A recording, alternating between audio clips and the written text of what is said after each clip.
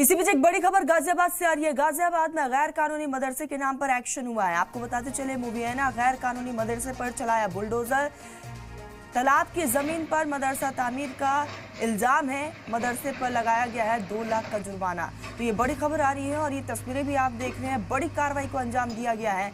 तो गाजियाबाद में गैर कानूनी मदरसे पर यह एक्शन हुआ है, जहां बुलडोजर से इसे जमींदोज कर दिया गया है। मुबैना गैर कानूनी मदरसे पर प्रशासन का बुलडोजर गरजता हुआ नजर आया।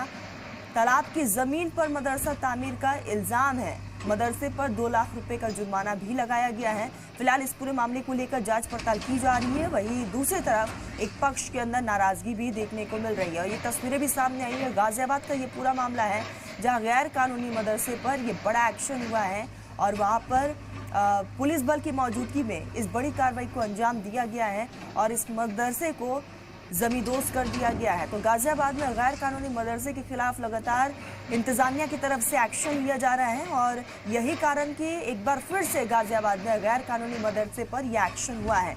मुबैना गैर कानूनी मदरसे पर प्रशासन का बुलडोजर गरजा है। तालाब की जमीन पर मदरसा तामीर का इल्जाम है।